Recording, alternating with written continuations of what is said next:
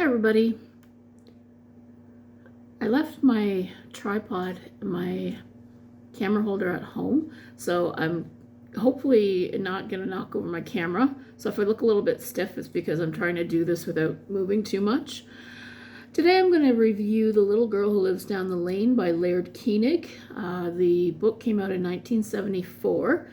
Laird Koenig's an American author, and he's 94 years old. He's still alive, interestingly enough. And the book is an unusual example. It started out originally as a play. And in the introduction to the edition that I have, he explains that they just couldn't find an actress that was the right age, but had all the qualities that they needed for Rin Jacobs, because she's quite an extraordinary little character.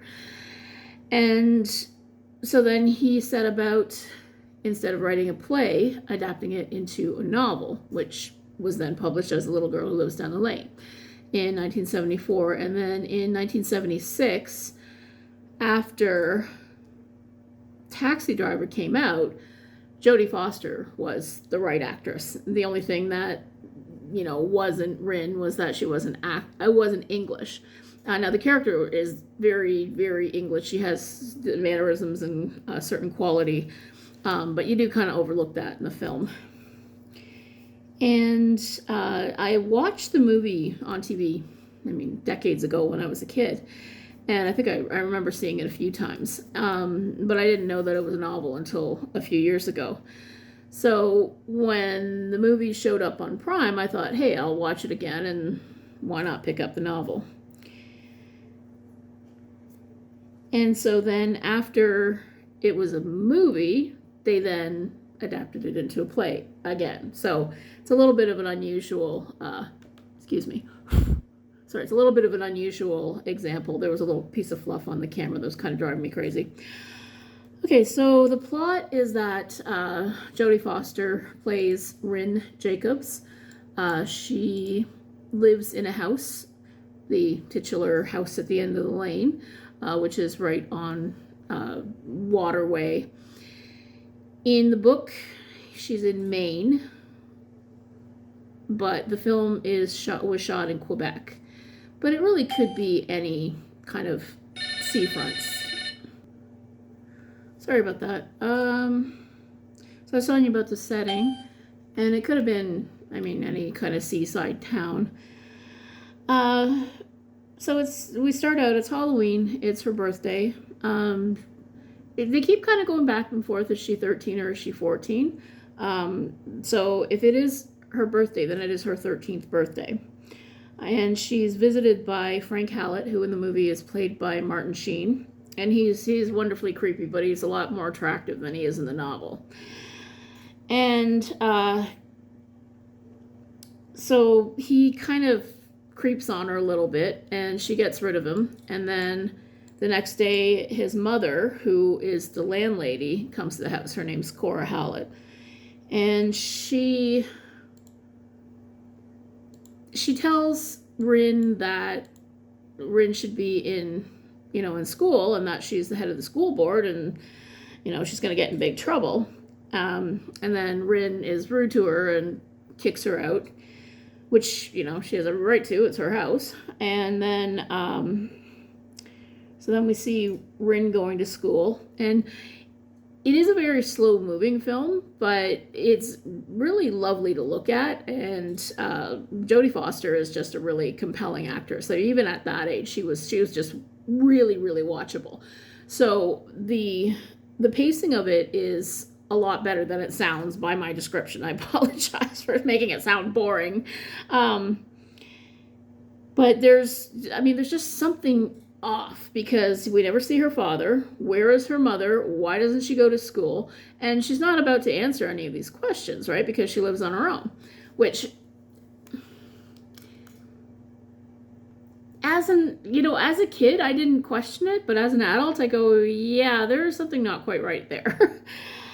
So she goes to town and she runs some errands, and she asks, she goes to the city council, and she asks when the school board meets, and the lady tells her, yeah, they're not going to be meeting for a while yet.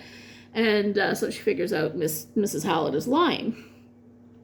So then Mrs. Hallett comes back, and she tries to rearrange the furniture, and she tries to go down into the cellar. And then now here's the biggest difference between the book and the movie. The movie, Rin is painted as more innocent than the character is in the book. In the book, now we've got spoilers ahead. It's going to be nothing but spoilers from here on in.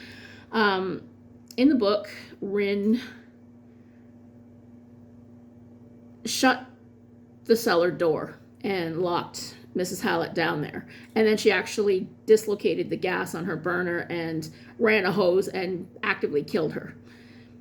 Suffocated her with the gas. Whereas in the movie, Mrs. Hallett tries to escape and the trapdoor comes down on her head. So it's an accident. But either way, she's got a dead body in her basement now. So then she's unable to drive the car. Now there's another big difference. In the book, she calls the garage and asks them to come and get it, and Mario comes and picks it up.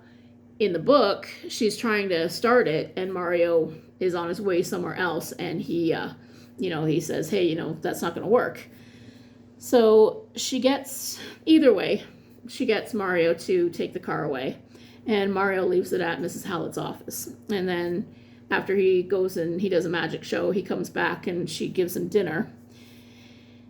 And Frank Hallett, there's a nice cop in town that in the earlier scenes has given Rin a ride home, and he comes by and explains that Frank has reported his mother missing. And Mario covers for Rin and says, yeah, her dad's in bed, I met him, blah, blah, blah.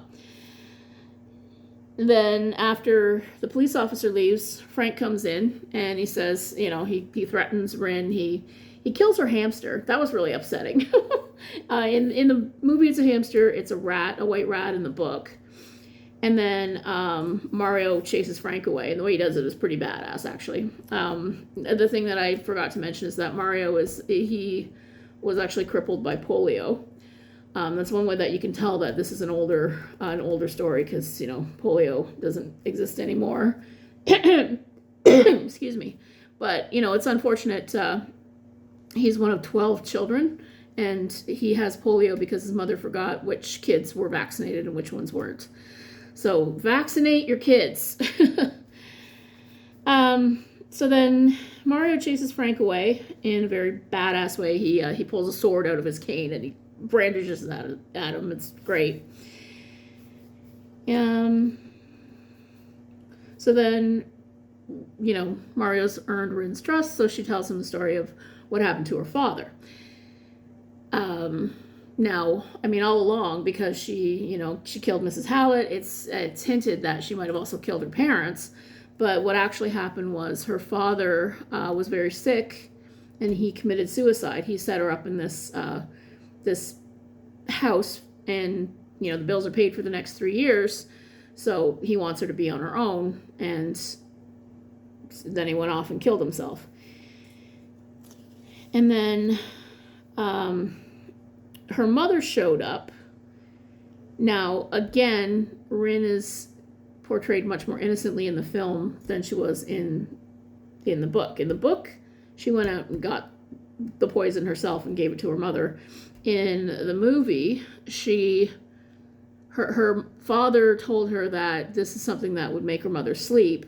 She gave it to her mother, not knowing it was poison, but she did end up watching her mother die. So, but again, it's kind of ambiguous in the film if it was an accident or if it was deliberate. So then, so about a week later, Mario comes back, helps her bury the bodies. And he gets really, really sick because there's like a driving rain. And so then he tries to leave and go home. And there's like a little bit of a bait and switch there. The nice police officer, he stops in, he demands to see Lester. Oh, by the way, in the book it was Leslie. In the movie it's Lester. maybe the only reason I can think of for the name change is that Leslie is a very British name, but Americans might not be, because Leslie can be either a man's name or a woman's name. Maybe they won't. Maybe they changed it so that for an American audience. That's the only thing I can think of. But anyway, so then somebody yells down and comes down the stairs, and it turns out it's Mario, pretending to be Lester, but it's enough to get the cop out of there. So then Mario spends the night. Okay, I guess I gotta talk about this. Back in the 70s, Jodie Foster really had to fight because the producers wanted her to do a nude scene. And they used a body double the way that they did in Taxi Driver, which is appropriate. That's good. Good for them. Her sister, who was a few years older than she is, she was 21 when this movie was made, ended up doing the scene for her. But given the nature of the scene, I don't know why she had to be nude at all. It really just seems gratuitous to me, even the little bit of nudity that we saw. So I don't know why they fought so hard to try and get her to do that. Except that, unfortunately, at the time, the late 70s was the time of those gross, nothing is sexier than innocence commercials.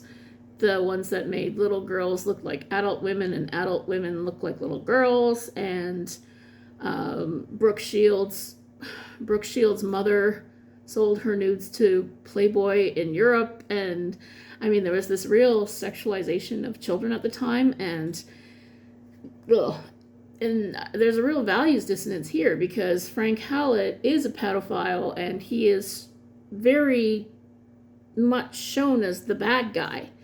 But at the same time, he's allowed to walk free.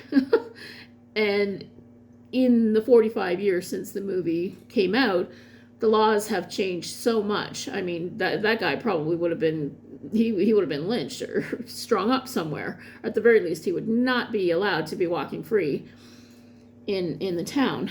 And the only reason he is that his mother owns the town, so, or at least that's what's implied. But either way, there's this really weird dissonance between, this is wrong, but this is what we're doing. So anyway, so about a week later, or a little while later, it's snow, like we get some time passing, and the nice officer comes up and he tells the officer that Mario's in the hospital, and she goes and he gives her a ride, and she goes to visit Mario in the hospital. And in the book, we had a scene where his family members were there, and she's really upset trying to hold it in, and then they kind of leave, and she gets to spend a little bit of time with them. And in the book, there's sort of a narration about how she was set up to be on her own for the next 3 years, and she was going to be all independent, and everything was going to be great, but nobody ever accounted for her falling in love. And in the movie, she tells this in dialogue, like a monologue, and I think it's a lot more effective the way that they do it in the film. And it does show how it was supposed to be play. So then she goes out to see a movie. She comes back late on the bus, and we get some scenes. That's more. It's a lot darker and scarier in the book, the way that it's shown. In the movie, she just kind of looks alone, whereas in the book, she's really, really scared, and you can tell she might almost, like she runs into people that are threatening and so on. So she goes home, she goes to bed, and then the lights go out, and it's all dark and suspenseful. And this is where what so far has pretty much been a teen romance turns into more of a horror movie. And the trapdoor comes open, and it turns out that Frank has found his way into the house. And so he sits down and he tries to threaten her, and he tries to turn her into like some kind of sex slave. And because what she didn't know getting rid of the car was that Frank was also there that day, and when his mother didn't come out of the house, he left.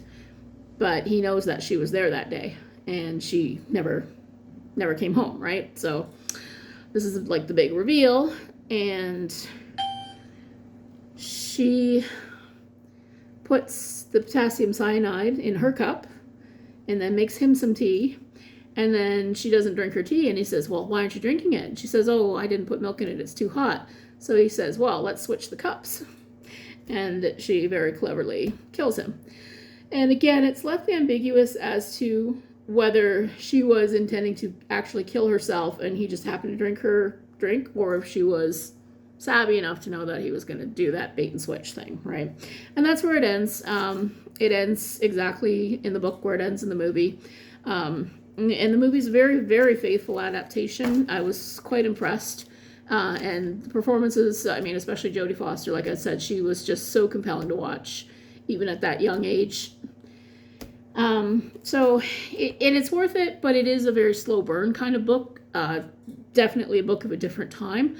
And the other thing about the movie is it's just, you know, the scenery, it's very lovely to watch. And we don't get a whole lot of that kind of slow burn anymore. Like, there's not a lot of jump scares and, you know, things going out that you get in modern movies. So I guess that's all I wanted to say. Little girl who lives down the lane. Hope you're reading lots of great horror. Have a great day.